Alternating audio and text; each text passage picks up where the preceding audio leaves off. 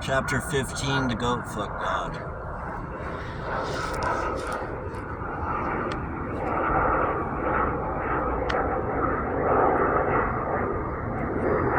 Left alone, Mona dropped back on the pillows and clasped her hands behind her head, and asked herself what in the world they were doing and where in the world they were heading.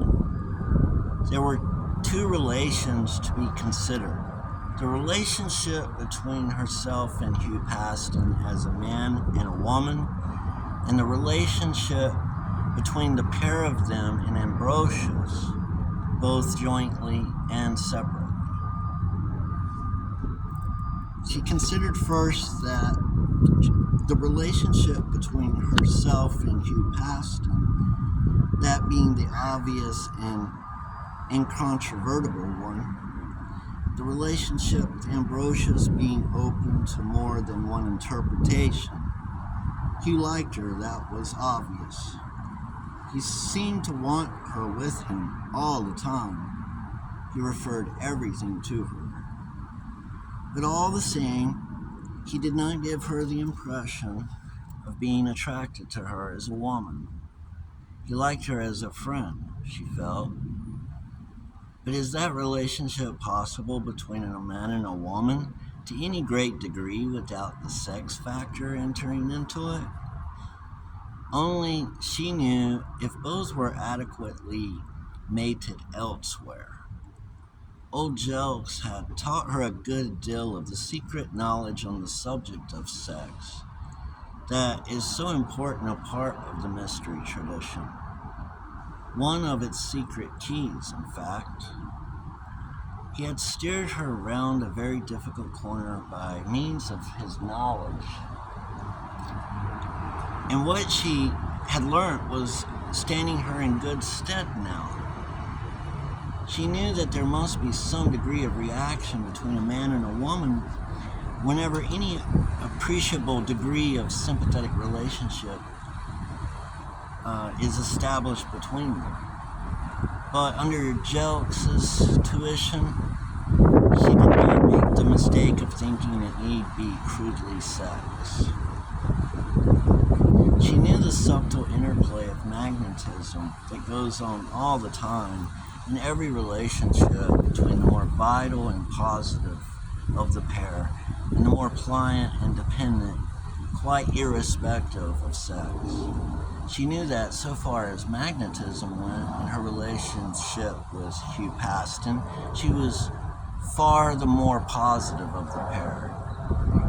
Hugh was peculiarly negative, peculiarly lacking in any sort of magnetism, and that was probably at the bottom of the trouble with his wife. She could not imagine him attracting or holding any woman, or for the matter of that, wanting to attract any woman. He was the most sexless male she had ever met. But then there was Ambrosius. It was a very different matter. But who or what was Ambrosius? First of all, he could be the disassociated personality of Hugh himself. And there was no need to look any further than abnormal psychology for his explanation. Secondly, he might be the spirit of the dead and gone monk manifesting through Hugh, who was quite negative enough for any sort of mediumship. Or thirdly, the explanation might lie in the latter case, the far-reaching doctrine of reincarnation. But in the latter case, how did it work? There were two distinct personalities inside Ch.15's suit, neither of them apparently knowing anything about the other, behaving in the exact manner that is described in the textbooks of psychology that Jelks' queer tastes and queer collection had introduced her to. Mona had read widely in that field because it interested her and enabled her to understand some of her own problems. It was easy enough to explain the whole affair as one of those multiple personality cases that were produced in bulk at the Salpêtrière at a time when suggestion and association were less well understood than they are now. It was easy to see how Hugh's repressed subconscious mind might have split off bodily from his conscious personality and built up for itself an ambrosious fantasy. There were all the markings of such a happening. Hugh, already shaken by his own tragedy, suddenly found himself face to face with the tragic history of Ambrosius, and was struck by the similarity between their aims. There, but for the grace of God, goes Hugh Paston, he might quite well have said to himself. Were Hugh Paston and Ambrosius the conscious and subconscious minds of the same man? And if so, where did she stand between them? Where she stood with Ambrosius was not merely obvious, but blatant. Where did she stand with Hugh? Mona had no delusions about Mayfair or its morals. She knew that if Hugh were true to type, it was exceedingly unlikely she stood for marriage with Hugh Paston. A few weekends, a wristwatch, a pendant. She doubted if it would run to a flat in these economical days when the girls of his own class gave themselves for the asking. Now Mona, though entirely unconventional in her manners and speech, of which latter Jelks frequently complained bitterly,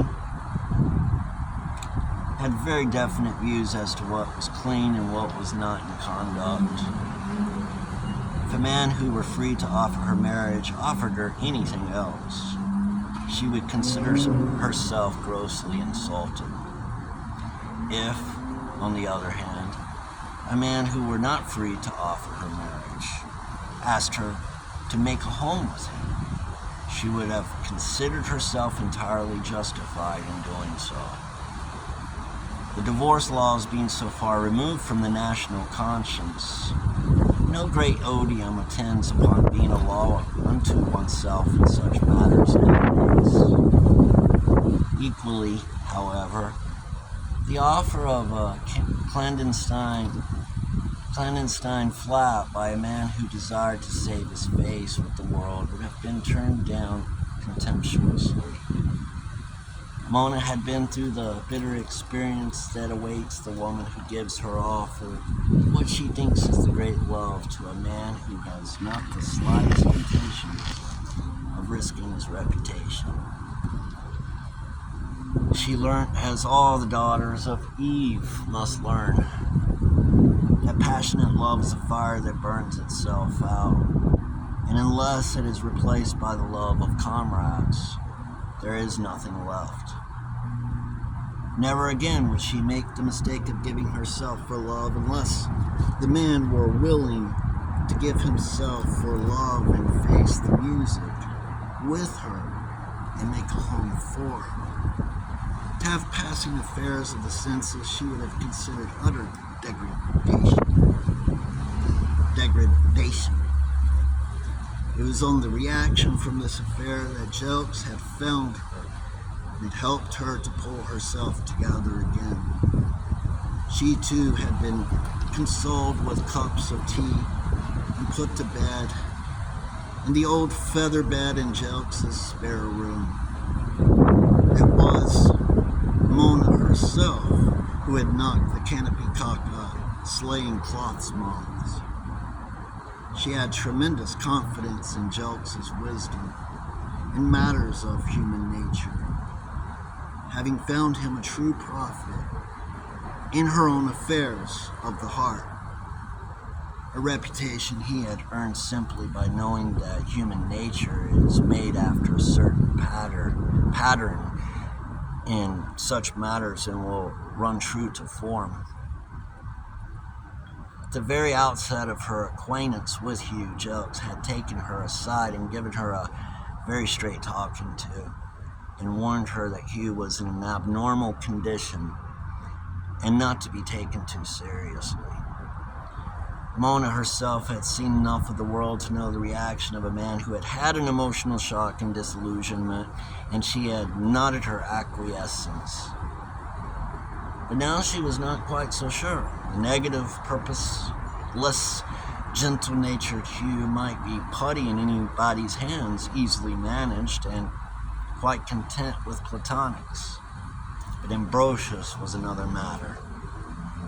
He was anything but platonic, and promised to be a very awkward handful, whether he was a disassociated personality or a separate entity. Mona did not know what to do with him because she could not be sure exactly what he was. How could one tell a dissociated personality from a spirit control? And a spirit control from a previous incarnation of the same person. Anyway, the practical results were the same, whatever theory might be chosen to explain them. At that moment, the door opened and in walked Jelks, looking uncommon grim. "Where's Hugh?" he exclaimed in surprise, finding Mona alone. "I've no idea. Mrs. McIntosh turfed him out some time ago. Has he been gone long?" "Yes, ages. Good Lord, did you think he was spending the night with me?" "Mona, I wish you wouldn't talk like that. I don't like to hear it." "Don't take any notice of me, Uncle Jelks. My bark is a lot worse than my bite. You ought to know that by this time." Jelks grunted and flung a piece of coal on the fire with a crash. Mrs. McIntosh had quite made up her mind he'd be spending the night here. She wasn't at all anxious to disturb him either. I was surprised to hear she'd come in after all. She's been trained in good places. All the same, she met with disappointment. Hugh went like a lamb. That ought to teach her not to judge others by herself. "So you're calling him Hugh, are you?" "Not to his face. I only called him that because you did. I know my place." God bless the squire and all his rich relations, and teach us poor people to know our proper stations. "I hope you know it for your own sake, Mona." "Good Lord, yes, I know it all right. I've seen his sort before. You needn't worry about me. I've no use for Mayfair of any of its ways and works. All the same, Uncle, I think the poor chap's is in a devil of a mess, just as a human being, quite apart from his old school tie." "What sort of a mess?"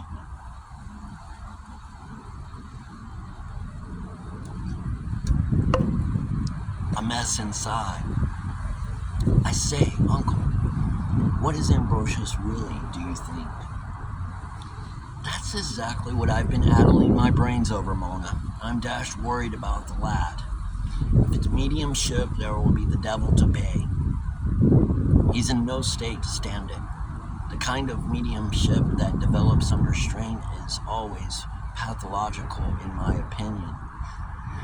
I think it's a dual personality myself. I've seen it before. There was a case at the seminary. A little lay brother washing dishes in the kitchen. Mildest little creature in the ordinary way. Then, when he'd had enough of dishwashing, he turned into no end of a dog with the vocabulary of a bargee. I expect the invocation of Pan has stirred up all Hugh's repressions, and Ambrosius is the result." "Yes, Uncle. But why Ambrosius? Why not Henry VIII or Solomon or any other respectable Pelagonist he might fancy? Why Ambrosius, who was just as repressed as Hugh? He's no wish fulfillment for anybody. Do you know what I believe, Uncle? I believe that Hugh was Ambrosius in his last incarnation, and what we know as Hugh today, all nerves and inhibitions, is what was left of Ambrosius after the Pope's visitor had finished with him. Then, when he invoked Pan, he opened up his own subconscious, which is what Pan always does. And the first thing he struck was the layer of memories belonging to Ambrosius, all full of emotion because Ambrosius died a horrible death. It's a psychopathology under one hat, but it doesn't start in this incarnation. It goes back to the last. Junk sat for a long time deep in thought. At length, he spoke. I believe you're right, Mona. That explains a lot of things that fit in with each other. Anyone with any knowledge knows that psychology doesn't begin with this life. You can't account for any innate qualities if it does, except by a special act of creation, and I should have thought that was out of date since Darwin. Never mind the academics, said Mona. What's to do about it? But it is upon the academics that the question of what to do is based, said Jelks. Until I am sure what is wrong with the fellow, I don't know what to do with him. All I can do is to pursue expectant treatment, as the doctors say when they're flummoxed. We have got a choice of two things. We can lance him or let him burst naturally. The one thing we can't do is to turn Ambrosius back now he's come so far. If I had known the way things were going to work out, I'd have shoved Hugh down a drain as soon as I set eyes on him. But being as things are, we've got to do the best we can for him, damn him. Mona smiled. She knew so well how much worse Jelks' bark was than his bite. And Jelks knew it too. His snarling at Hugh was to cover his own emotion. He knew that in tackling the problem in psychopathology presented by Hugh Paston, he was taking on a very nasty job. Particularly nasty to get invocations of the old gods to work. In order to get invocation of the old gods to work, something in the nature of a self-starter had to be provided. As St. Ignatius so truly said in another context, put yourself in the posture of prayer, and you will feel prayerful. Country folk, when a pump won't suck, pour a little water down it. This seals the valve, and the pump gets going. So it is with invocations. Rouse the pan within, and he makes contact with the great God, the first begotten love, who is by no means merely a cosmic billy goat. Mona Wilton had caused sufficient reflex stir of the instincts in Hugh Paston, whether he knew it or not, to serve as water down the pump.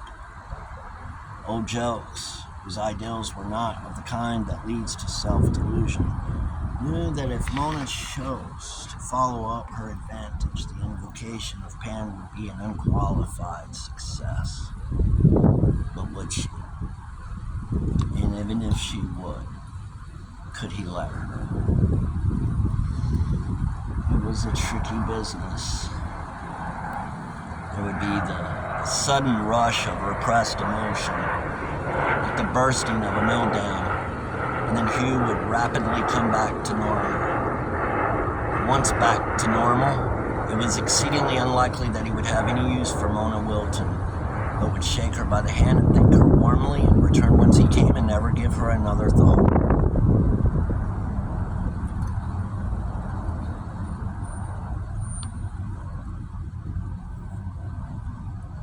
If he could be sure that Mona would keep her head, and neither panic at the manifestation nor get her personal feelings involved. The way to handle Hugh was deliberately to wake the inner pan till it burst its inhibitions and the two sides of Hugh's nature joined up, and Jokes knew how it could be done.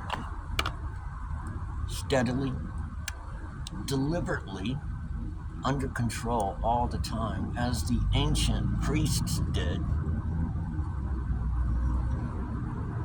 by means of ritual. But it was Mona who would have to do it. He had no word of power that would evoke pen to visible appearance in the soul if you passed him.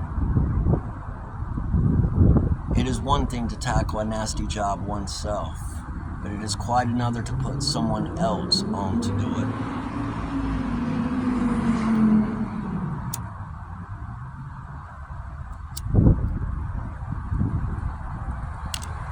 Jokes was doing some pretty hard thinking.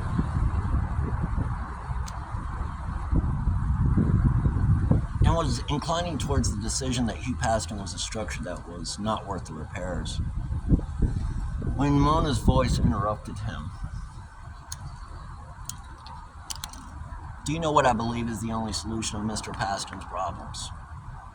Do a ceremony of invocation and bring Penn through. You will have him under control then, whereas if he goes on leaking through in the way he's doing at present, he will be all over the place. That's just what I was thinking myself, Mona. But if we do that, who's going to do the invocations? I can't. Pan won't come for me. Me, I suppose, said Mona. Lord, what a life. I never thought I'd come to this. But it is the only thing that will straighten things out. Mr. Paston will go on the rocks if we can't do something for him. And his family will have him certified if they get half a chance. They've been on the verge of it several times. That was why Mrs. McIntosh wouldn't let the family doctor be sent for.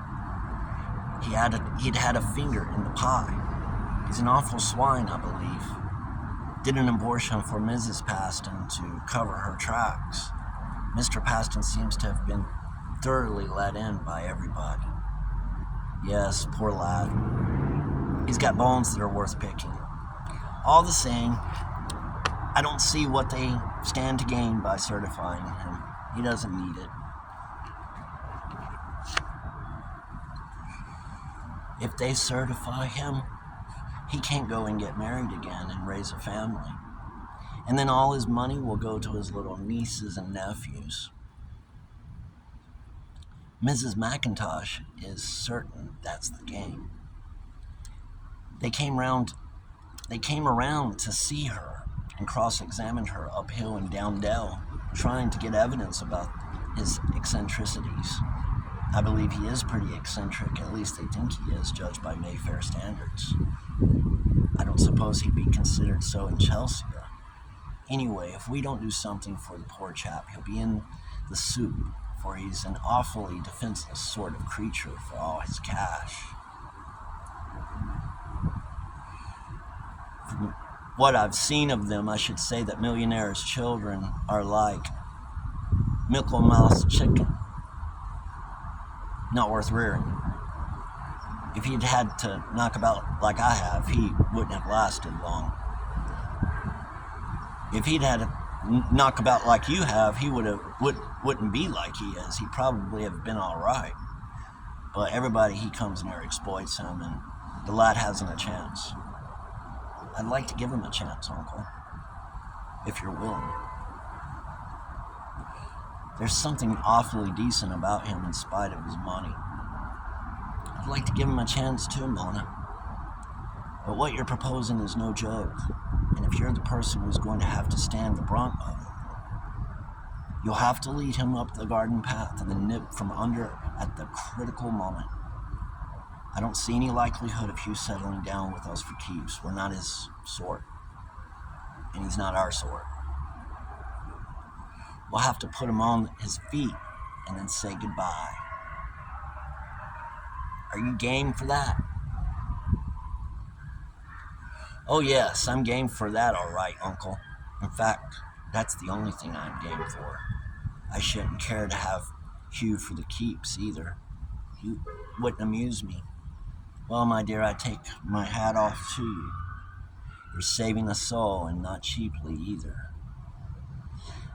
We must mark time till I get fit again. I can't tackle a job like this while I'm under the weather. Good God, no, child, of course you mustn't.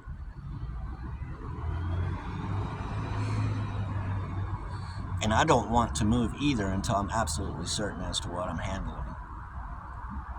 We must watch Hugh for a bit and make sure of our diagnosis. And even then, we must insert the thin end of the wedge very gently. It doesn't do to bring these things through to consciousness with a shock. Let him adjust himself gradually. But on the other hand, don't let him flounder, said Mona. He's all right. He's stood it so long, he can stand it a bit longer, until you're quite fit anyway. I don't know about that. Once things begin to stir, they soon get up pace, and if you haven't got them in hand, well, they're soon out of hand.